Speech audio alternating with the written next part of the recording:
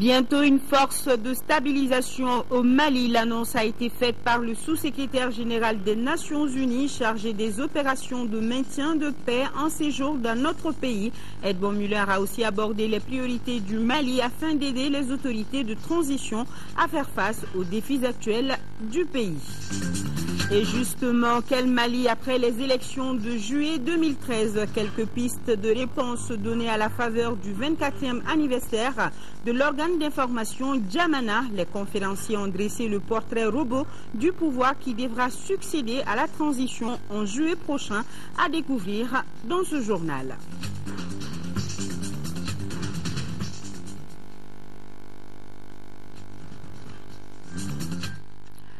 Bonsoir à tous, nous sommes samedi 16 mars, merci de votre présence et toutes nos excuses pour ce léger retard. Le président de la République par intérim, Djankounda Traoré, a reçu en audience Ousmane Diagana, le directeur des opérations de la Banque mondiale pour le Mali, au menu des échanges entre les deux personnalités, la coopération entre la Banque mondiale et le Mali, l'état d'exécution des projets et programmes financés par l'institution et les actions à mener pour la réussite de ces projets. Écoutons Ousmane Diagana, il nous fait le point de la coopération entre son institution et notre pays. Il est au micro de Ramata Konati.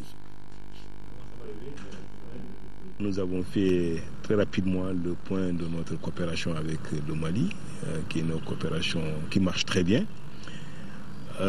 Nous avons informé son Excellence, Monsieur le Président de la République, de l'état de mise en œuvre des différents projets et programmes que nous finançons au Mali. Globalement, c'est bon. Nous avons un portefeuille qui est très large. Au Mali, c'est à peu près 750 millions de dollars qui couvrent des secteurs de l'électricité, de l'agriculture, des transports, de la santé, de l'éducation. Tout n'est pas rose. Dans les secteurs d'éducation, le Mali a fait des progrès très importants avec l'appui de la banque et d'autres partenaires. Par rapport à l'accès à l'éducation, mais sincèrement, il y a de graves problèmes de qualité, il y a des problèmes de pertinence. Maintenant, nous allons passer à une vitesse supérieure à la faveur de l'adoption de la feuille de route. Nous avons également parlé de la visite prochaine du vice-président de la Banque mondiale, qui sera là le dimanche le 17 pour 2 jours. Voilà, c'était aussi de voir à l'avenir qu'est-ce qu'on peut faire davantage pour que les problèmes que j'ai mentionnés tantôt puissent être réglés. Et notons que la Banque mondiale a une portefeuille large d'environ 750 millions de dollars au Mali. L'institution financière intervient dans plusieurs domaines de développement, dont la santé, l'éducation, l'agriculture. Le sous-secrétaire général chargé des opérations de maintien de la paix de l'ONU poursuit sa mission de prospection au Mali. Edmond Muller s'est entretenu ce matin avec le président de la République par intérim, Djankounda Traoré. L'entretien qui s'est déroulé en présence du Premier ministre Diango Sissogo a abordé la question de la transformation de la MISMA à une force de maintien de la paix sous la direction des Nations Unies. Le sous-secrétaire général de l'ONU est à Bamako pour recenser également les besoins et les priorités du Mali afin d'aider les autorités de transition à faire face aux défis actuels du pays. Il s'agit notamment de l'organisation des élections présidentielles et législatives au mois de juillet ainsi que la réconciliation nationale. Voilà, c'était ce matin à la résidence du président Edmond Muller qui s'est entretenu avec le président de la République par intérim. Après les institutions de la République, c'est avec les médias qu'Edmond Muller s'est entretenu. C'était autour d'un point de presse. Il a fait le bilan de sa mission d'une semaine au Mali, mission qu'il a amenée au nord du Mali, notamment à Tombouctou. Le reportage est de Youssouf Diakité.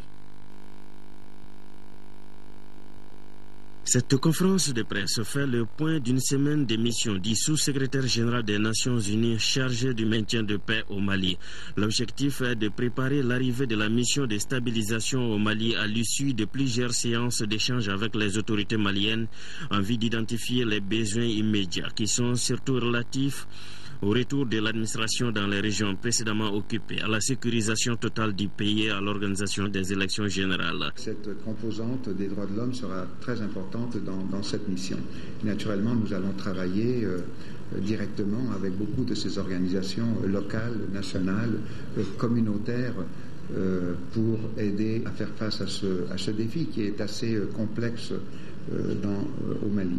Sur la proportion entre militaires et civils, on ne connaît pas encore les détails de cette résolution du Conseil de sécurité, mais le Conseil, dès le début, disait que la composante des droits de l'homme, des droits humains, dans cette mission sera très importante. La protection de civils aussi. Et la protection de civils ne se fait pas seulement par des militaires. Enfin, il y a une composante aussi de police. Il y a une composante d'affaires civiles, une composante de formation dans certains domaines. Alors, je dirais que la plupart du personnel sera militaire. Ça, on ne sait pas encore combien, mais la composante civile sera aussi importante. La mission de stabilisation des Nations Unies sera opérationnelle au Mali à partir de mi-avril, précise le sous-secrétaire général des Nations Unies. Edmond Millet de rappeler le rôle principal dévolu à cette mission qui est d'accroître les capacités opérationnelles de l'armée malienne et d'accompagner la MISMA dans ses activités de stabilisation du pays. C'était pour répondre aux questions des journalistes. D'autres questions soulevées par les confrères, à savoir la possibilité d'organiser des élections d'ici le 31 juillet 2013, le budget de la mission de stabilisation de l'ONU au Mali. En réponse à ces questions, le sous-secrétaire général précise qu'il est urgent d'avoir un gouvernement démocratiquement élu avant d'édifier que c'est au Conseil de sécurité des Nations Unies de définir le budget de la mission de stabilisation de l'ONU au Mali. Autre visite de personnalité au Mali, celle du premier secrétaire du Parti socialiste français après s'être rendu à la présidence et la primature, c'est à l'Assemblée nationale qu'Harlem Désir a été reçu ce matin. Nous l'écoutons à sa sortie d'audience au micro de Bourama Traoré.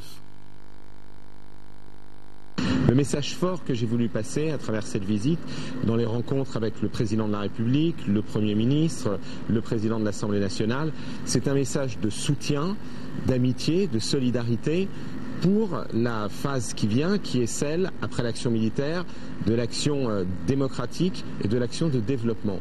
Il faut que le Mali sache que nous serons à ce rendez-vous aussi. Et maintenant, il faut passer à la phase des élections démocratiques pour donner toute leur légitimité aux futures institutions maliennes.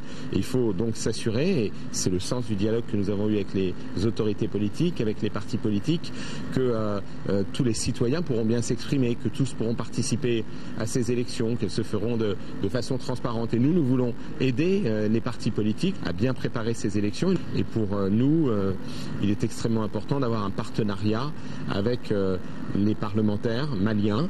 Il faut aussi qu'on intensifie les relations entre les représentants des peuples en France et au Mali. Il faut qu'après le soutien militaire, il y ait maintenant le soutien populaire.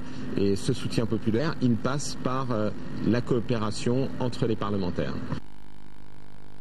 Le réseau de l'entreprise en Afrique de l'Ouest au Mali a procédé hier soir au lancement de ses activités pour l'année en cours. Les opérateurs économiques du pays avec les responsables des départements en charge du commerce, de l'économie ont abordé des sujets relatifs aux différentes préoccupations du secteur privé pour la relance économique.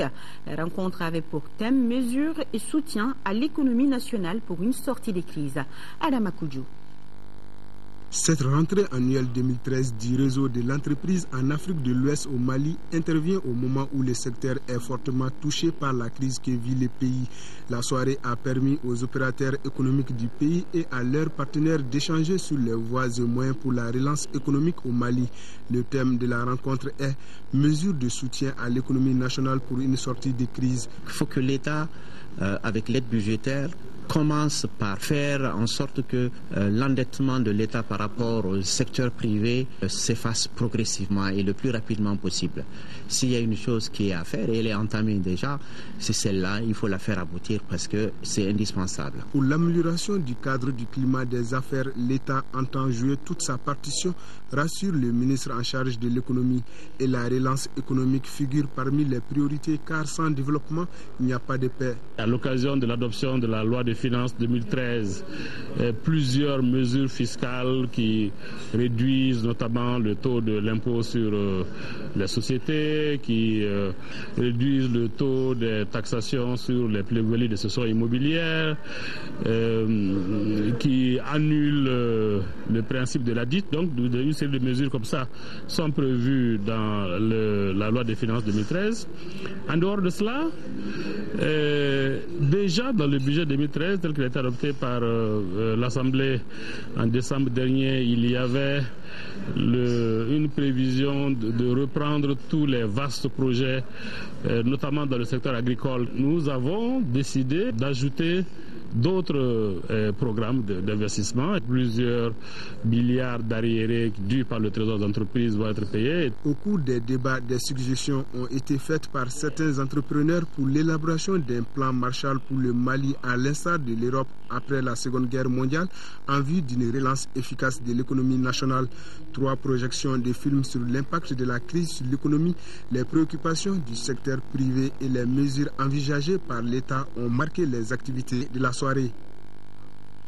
53 millions de francs CFA, c'est le dernier montant en date remis au ministre de l'Économie, des Finances et du Budget. Le geste est de 11 groupes. Abdul Karim Kaba nous en parle. Une soirée riche en donations au ministère de l'Économie et des Finances. Ils étaient 11 groupes à donner de l'argent pour leur participation à l'effort de guerre. Environ 53 millions de francs CFA ont été réceptionnés. 15 millions environ proviennent de Vivo Énergie Mali. 11 millions des travailleurs de l'Institut d'économie rurale. 3 millions des travailleurs de la mine d'or de Morila. 3 millions également pour les membres de l'association Guinée-Dogon. Les travailleurs de Kafou-Guinée ont remis environ 2 millions. Les ressortissants de la 3e région installés en France, 1 million. L'association Bienkounda a contribué à hauteur d'1 million. Les travailleurs de l'Agence de développement rural du fleuve Sénégal et les ressortissants de Gabero dans la région de Gao ne sont pas restés en marche. Chaque groupement a remis 500 000 francs CFA. Les Maliens de New York ont contribué environ 2 millions. Au même moment, le ministère de la Défense remettait les 12 millions de dons réceptionnés à son niveau. Le ministre délégué chargé du budget a salué les différents donateurs avant de réaffirmer l'engagement du gouvernement pour la bonne gestion des sommes reçues. Le gouvernement s'en réjouit, le gouvernement s'en félicite, parce que quand le pays est en danger, c'est vrai que c'est douloureux de vivre une guerre, c'est vrai que c'est douloureux de faire une guerre, mais c'est réconfortant que chaque peuple, chaque individu, chaque citoyen est uni derrière son peuple, derrière son armée, pour une cause commune, libérer le pays. Ces fonds ainsi collectés dignement, ces fonds collectés pour une noble cause, seront aussi utilisés pour la noble cause. Ces gestes s'inscrivent dans l'élan de solidarité prôné par le président de la République par intérim en cette période de guerre.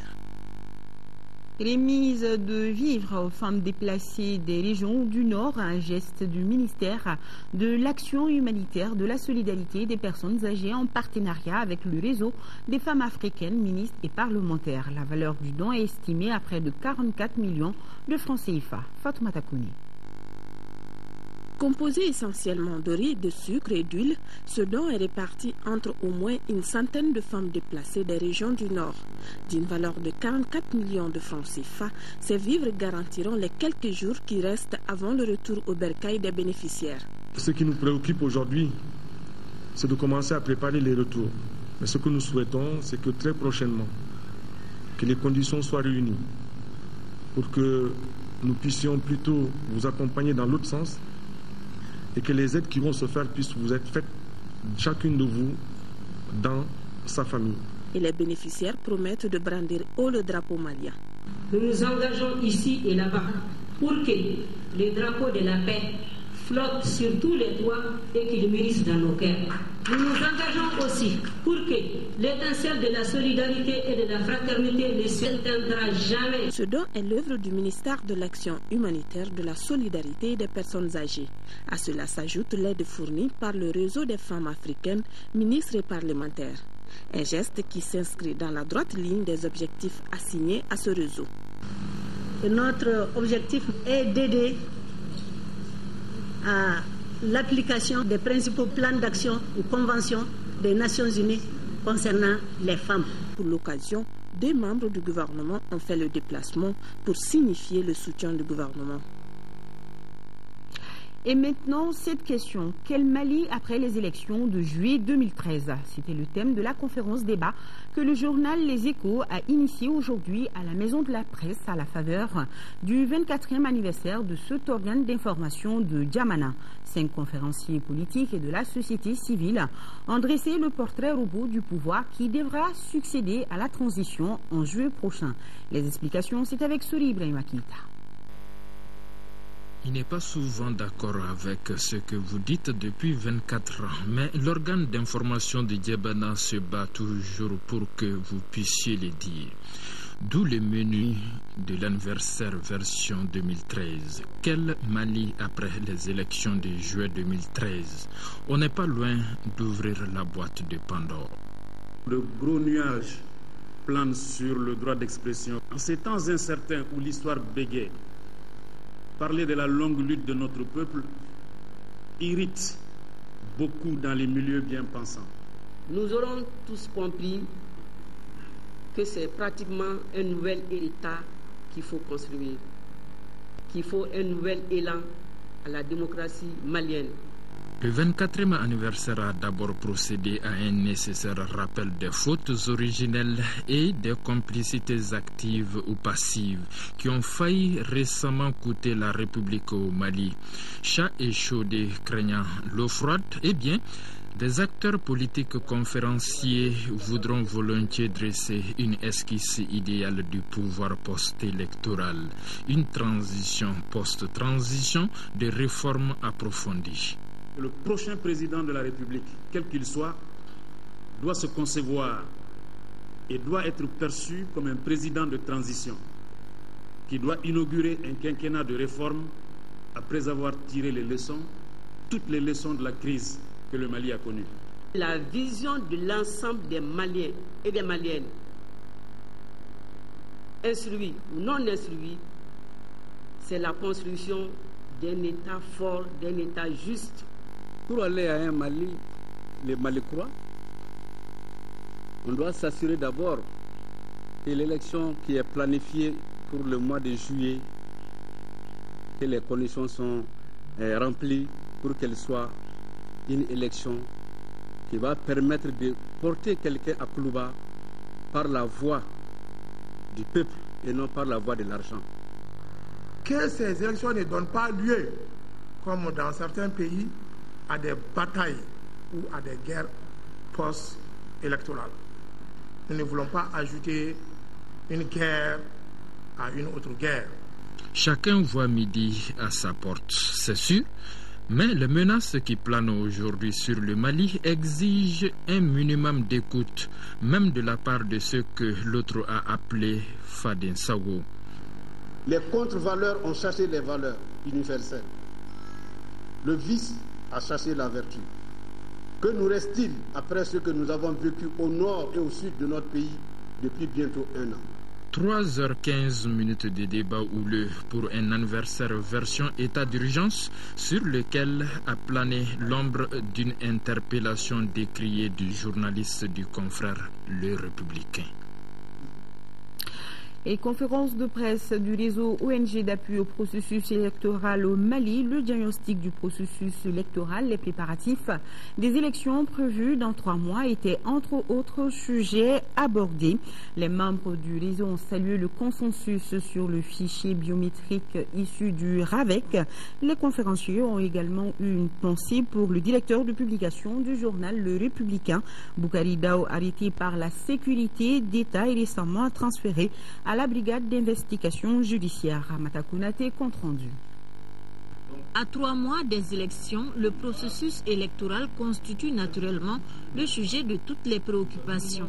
Si le réseau APEM se réjouit de certaines avancées, tel le choix définitif et unanime du fichier biométrique, il constate cependant des faiblesses. Absence de chronogramme des élections de 2013, la question du fichier électoral RAVEC ou NINA n'est pas définitivement réglée, la loi électorale n'est pas relue et Il n'y a pas de communication sur le vote des populations déplacées et réfugiées. Faiblesse des partis politiques à jouer pleinement leur rôle. On ne sent pas du tout les partis politiques.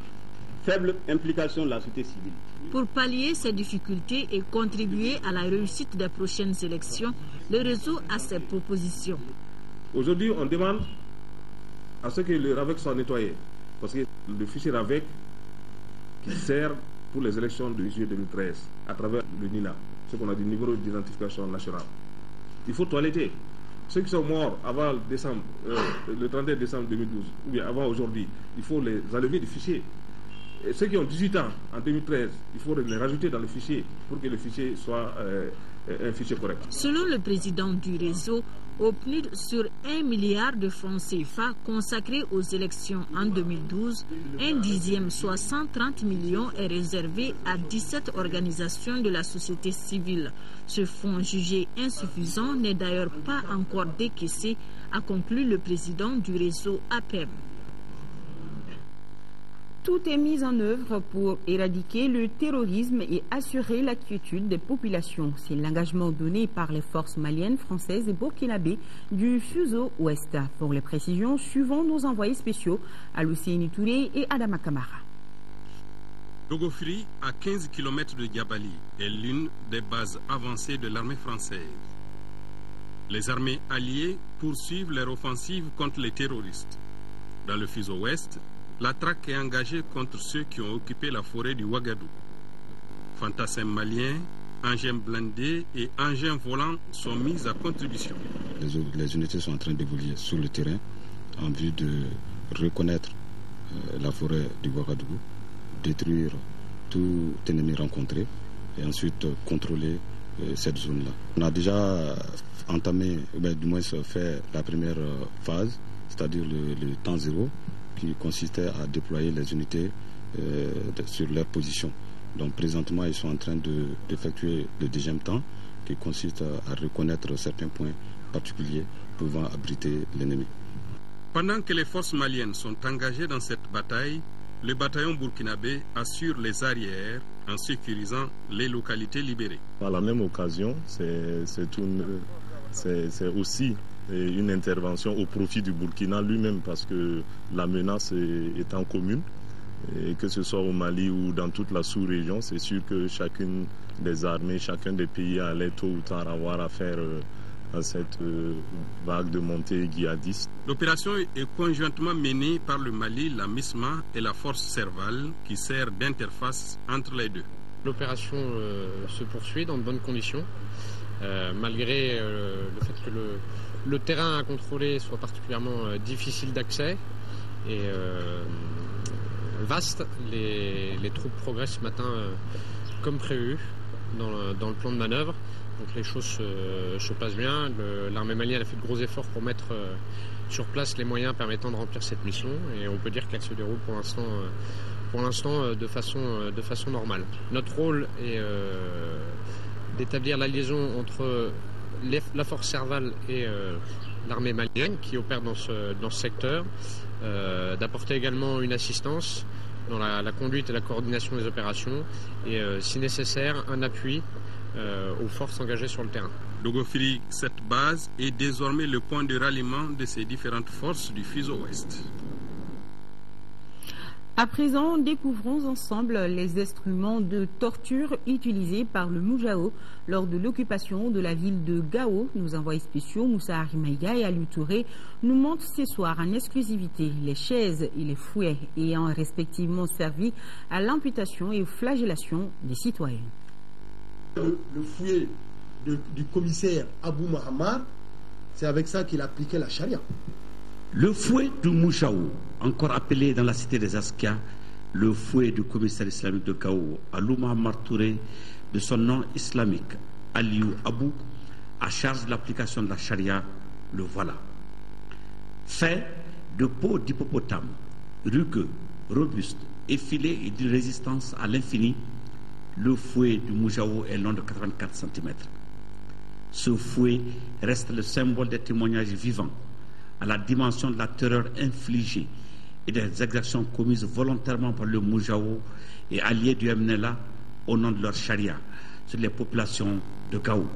Et là, sur cette place de l'indépendance, par eux baptisés à l'occasion place de la charia, pour suivre l'inadmissible et l'intolérable devant le degré zéro de la dignité humaine. Que de témoignages. Je me demande si un être normal peut se permettre alors de chicoter des humains avec ça. Alors, le commissaire Aliou Mahammar dit Abou Mahammar. Et c'est un natif de Gao. C'est un natif de Gao, il est de Gadé, contre une armée bien équipée et des menus, on ne pouvait pas grand-chose. Donc on a reçu des coups de crosse, on a reçu des coups de cravache. Depuis que j'ai été agressé, mes collègues ont été agressés, que je suis parti à Bamako, que la radio a été fermée, c'était un autre chaos qui est comme installé sur la population, donc les gens souffraient beaucoup de l'absence de la radio, et l'absence de la radio, ça joue beaucoup sur les gens. Et avec la fermeture de la radio, beaucoup de jeunes, beaucoup de femmes, beaucoup de vieux ont encore quitté Gao pour aller se réfugier ailleurs. Ça veut dire que l'absence ou la fermeture de la radio, ça a vraiment joué sur nos populations qui nous ont vraiment soutenus dans le passé. C'est fouillé sur le fouillé d'Aliou. Les commissaires de police, c'est avec cette fouille-là qu'ils appliquaient la charia. Oui, c'est le fouille, c'est confectionné en peau de cuir d'hippopotame. J'étais victime des gens de Moujao. J'étais sur ma moto, je venais de Locan lorsqu'ils m'ont bousculé. D'après, les femmes ne peuvent pas conduire une moto d'après la charia. Vraiment, les gens de Moujao, ils sont tellement mauvais. On ne veut même pas qu'ils soient ici encore. Tu le connais? Oui, je le connais. C'est le feu? Oui, c'est le feu. Même si on frappe, ils vont dire à la personne de dire Allah Akbar, la personne qui va dire Allah Akbar.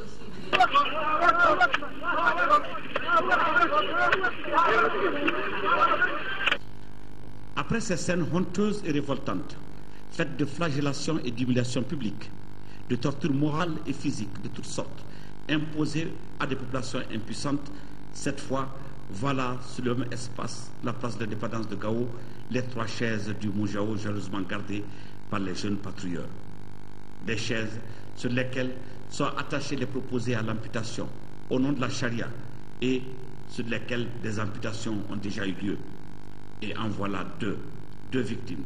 Du reste, les 2 dernières victimes du Moujao à Gao, elles ont pour nom Al-Mozar Issa Yatara et Al-Gallas Agmoutkei, ouvriers, tous natifs de Gao, victimes d'amputation de la charia du Moujao de la main droite, en 2 jours d'intervalle et sur la même chaise.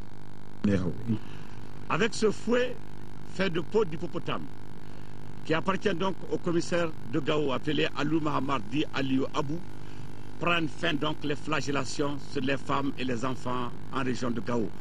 Ainsi prend fin le cauchemar du Moujao, du MNLA, d'Acmi et d'Ansardine pour un Mali libre et démocratique.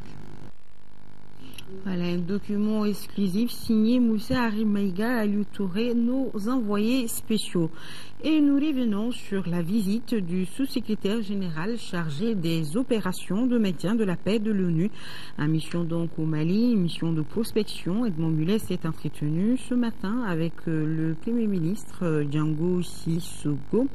Et entre les 2 personnalités, la question de la transformation de la MISMA en une force de maintien de la paix sous la direction des Nations Unies était au centre des entretiens. Pour rappel, le sous-secrétaire général de l'ONU est à Bamako pour recenser également les besoins et les priorités du Mali afin d'aider les autorités de transition à faire face aux défis actuels du pays.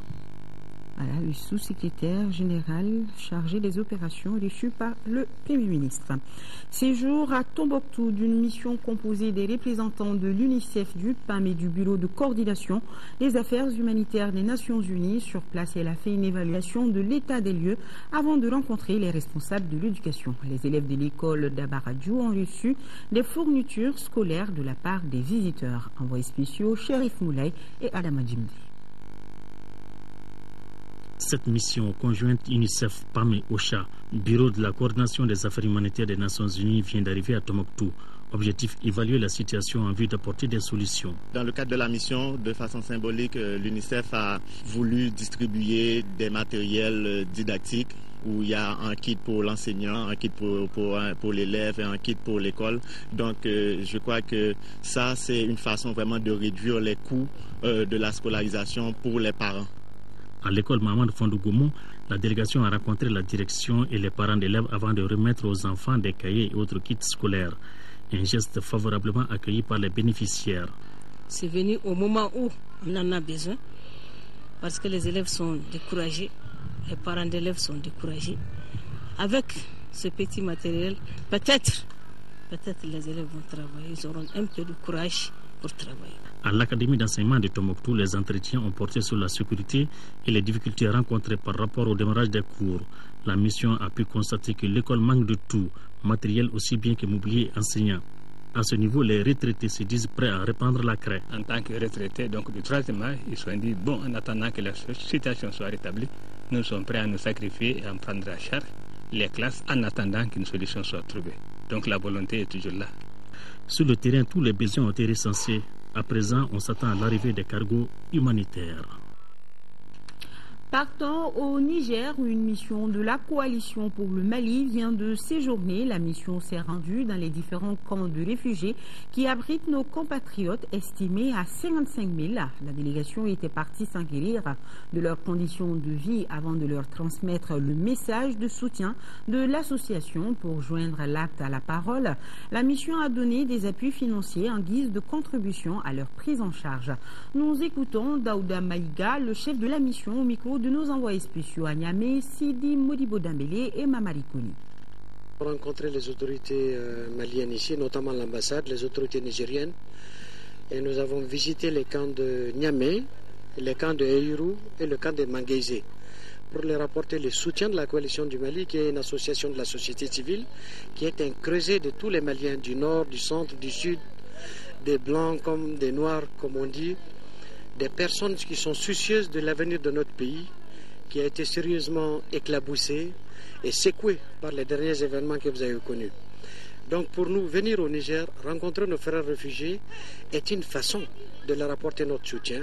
Nous avons bien entendu apporter un petit soutien matériel, mais surtout discuter avec eux, connaître leurs problèmes, leur expliquer que la nation tout entière pense à eux et leur expliquer un peu l'évolution politique actuelle des événements qui vont certainement tendre vers des élections, vers un retour proche des réfugiés vers leur mère patrie. Ouverture ce matin à Addis Abeba de la 5e réunion ministérielle de la conférence internationale de Tokyo sur le développement de l'Afrique, TICAD 5. Plusieurs personnalités du continent prennent part aux travaux. La délégation malienne est conduite par le ministre des Maliens de l'extérieur et de l'intégration africaine, Demba Traoré. La rencontre qui prépare le sommet des chefs d'État et de gouvernement prévu du 1er au 3 juin 2013 à Yokohama examinera la déclaration et le plan d'action du sommet, nous informe notre correspondant Alassane Djambeli. Rencontre et échange entre les autorités régionales et les responsables des syndicats des travailleurs sur les grandes questions de l'heure, c'était à l'occasion d'une visite du ministre du Travail, de la fonction publique et des relations avec les institutions, Mamadou Namori Traoré, en 3e région. Au RTM Sikasso, Sekou Konati. En arrivant dans la capitale du Kénédougou, le ministre en charge du travail, de la fonction publique et des relations avec les institutions s'inscrit là dans une démarche essentielle pour les autorités de la transition, à savoir le contact permanent avec la base. C'est l'occasion pour nous de réaffirmer l'adhésion et le soutien de l'ensemble des forces vives de la région de Sikasso, du gouvernement de la République, pour tous les efforts entrepris dans la gestion de la crise sécurité humanitaire que notre pays traverse. Premier acte, la rencontre avec les cadres régionaux, civils et militaires. Face à ces cadres, le ministre Traoré a tout d'abord rappelé les 2 missions prioritaires du gouvernement de transition, défini les missions de son département avant de s'appesantir sur les questions de recrutement. Quel est l'objet de ces concours? C'est de choisir les meilleurs parmi les meilleurs. Et qu'il n'y ait pas de contestation. Si les concours se déroulent comme ça et que ce sont les meilleurs qui sont choisis, ceux qui n'ont pas été admis peuvent être soulagés parce qu'ils se disent « Ah, c'est parce que les meilleurs ont été choisis ». Avec les représentants des syndicats de travailleurs et organisations patronales, les échanges ont essentiellement porté sur les préoccupations de l'heure et qui ont pour nom l'accalmie sur le front social, la gestion des faux diplômes, le recrutement comme avec les cadres dans la matinée et l'application de la nouvelle grille. L'emploi public est très minime, à peine 1% de la demande. Donc, il faut qu'on sache qu'il y a d'autres alternatives et que ce sont ces alternatives qui peuvent permettre de résoudre la question du chômage, qui est une question lancinante, pas seulement pour le Mali, mais pour l'ensemble des pays du monde. Une visite de terrain fort enrichissante au regard des éclairages apportés. A signaler qu'en marge de cette visite de travail, le ministre Traoré a rendu hommage au vieux Mahaman Touré, médaillé d'or de l'indépendance qui s'est éteint mercredi à Sikasso et dont les obsèques ont eu lieu vendredi. En 5e région, les efforts du programme Action de promotion humaine APH Caritas Mali de Mopti, cercle de Bandiagara, ne faiblissent pas dans le domaine de la protection et la sauvegarde de l'environnement. Il vient de remettre des équipements de lutte anti-érosive à 6 communes du cercle de Bandiagara pour un coût de plus de 31 millions de francs CFA. Jules Sambou-Sissoko, les détails. La protection de l'environnement et la sécurité alimentaire sont le cheval de bataille du programme Action de promotion humaine au pays d'Ogon, le cercle de Bandiagara en particulier. Le défi est majeur. Voilà pourquoi APH ne lésine pas sur les moyens pour mieux doter les populations.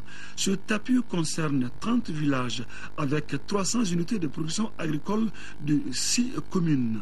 Les communes de Barassara, Timniri, Yamnati, Doganbere, Kombo, Kenje, constituées de 300 brouettes, 300 marteaux de 5 kg et 60 baramines. La valeur monétaire de ces équipements, 31 280 000 francs CFA, et leur utilité pousse à l'engagement pour le progrès collectif. L'APS est vraiment beaucoup félicité dans le cercle de Bandiagara. Je peux dire l'APS a créé les puits à grand diamètre, les barrages, les diguettes. Bon, l'APH a beaucoup réalisé. Les actions positives multiformes de APH et ses partenaires contribuent efficacement aux efforts de développement des autorités du Mali. La présente cérémonie nous montre tout l'intérêt qu'accorde APH au développement de notre cercle. L'objectif visé par cette activité, celui d'augmenter la production et la productivité des unités de production. Cette cérémonie s'inscrit dans le cadre des activités du projet triennal de renforcement de la sécurité alimentaire 2011-2013 dans le cercle de Bandiagara. 11e session du conseil d'administration du CICB. Le conseil a fait le bilan de 2012 et les projections pour 2013. Pour 2013, le budget de fonctionnement est estimé à plus de 1 milliard de francs CFA. Youssouf Diakité. Environ 1,5 milliard de francs CFA. C'est le budget prévisionnel pour les activités de 2013 du Centre international de conférences de Bamako. Ce chiffre a été dévoilé à la faveur de la 11e session ordinaire de son conseil d'administration. Les difficultés sont de 3 niveaux.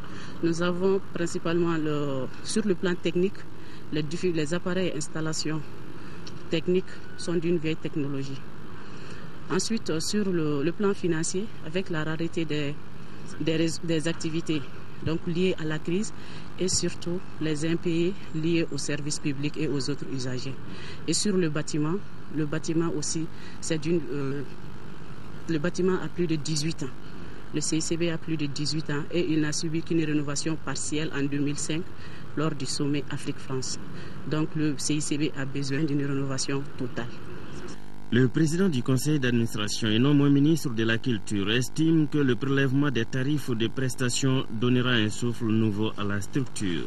Au regard des facteurs endogènes et exogènes développés dans le présent document, la direction générale du CICB a soumis de nouveau à votre appréciation sa demande de relèvement des tarifs afin de permettre à la structure de constituer un fonds de réserve lui permettant de faire face aux charges des activités inopinées de souveraineté.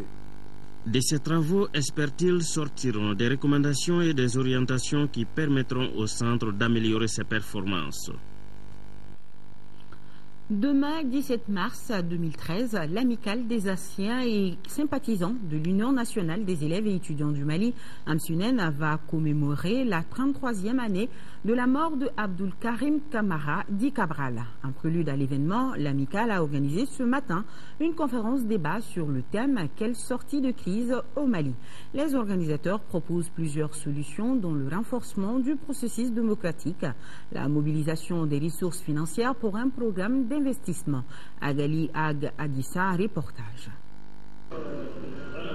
Quelle sortie de crise au Mali? L'amicale des anciens et sympathisants de l'Union nationale des élèves et étudiants du Mali, Amsinem, tente de trouver une solution à cette question en organisant cette conférence débat. Une rencontre qui a permis aux conférenciers de faire un regard rétrospectif de la situation que connaît notre pays.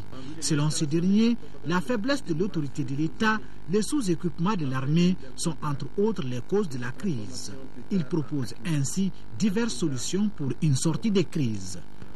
Il faut renforcer l'intégration des régions nord au reste du pays à travers une politique intelligente, engagée et soutenue.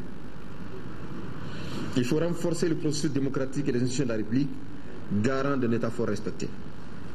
Réinventer la gouvernance de la base au sommet en luttant ouvertement et sincèrement contre la corruption et ses effets néfastes. Il faut criminaliser le recours aux armes et la rébellion armée. Mais il doit avoir des antécédents à ces pistes de solutions. Ces préalables ont pour nom la reconquête totale de l'intégrité du territoire, le désarmement des groupes armés, la traduction en justice de tous les coupables. Ces propositions semblent être partagées par l'assistance car la plupart des intervenants ont abondé dans le même sens que le conférencier. Nous disons que la sortie de crise au Mali passe nécessairement par un État fort sans être tyrannique. Un État dans lequel chaque institution jouera pleinement son rôle au seul bénéfice du peuple, de tout le peuple. Auparavant, des diplômes de reconnaissance ont été remis aux représentants des militaires tombés sur le champ d'honneur.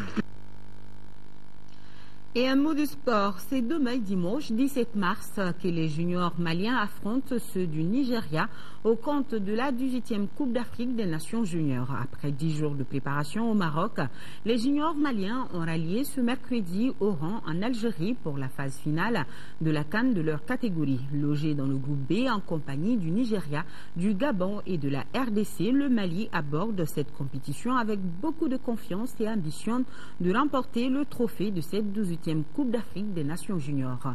Comment se passent les derniers jours à Oran avant le premier match prévu demain contre le Nigeria? Éléments de réponse avec nos envoyés spéciaux à Oran, Ousmane Daou et Mamadou Sidibé.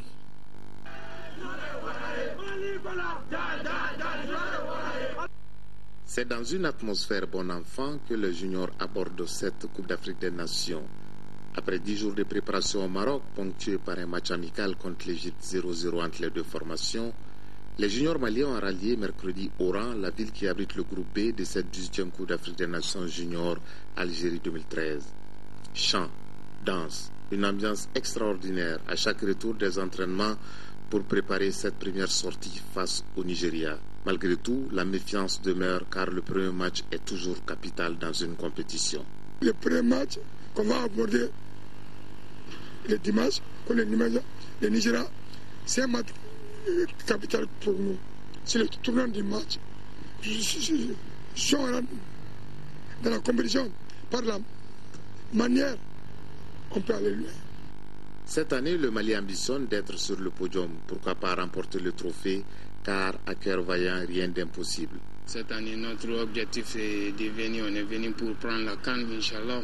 Mais surtout, le premier match contre le Nigeria, on va faire tout pour gagner ce match. Je dirais qu'il y aura un groupe très solidaire, soudé comme vous l'avez si bien vu lors de l'entraînement.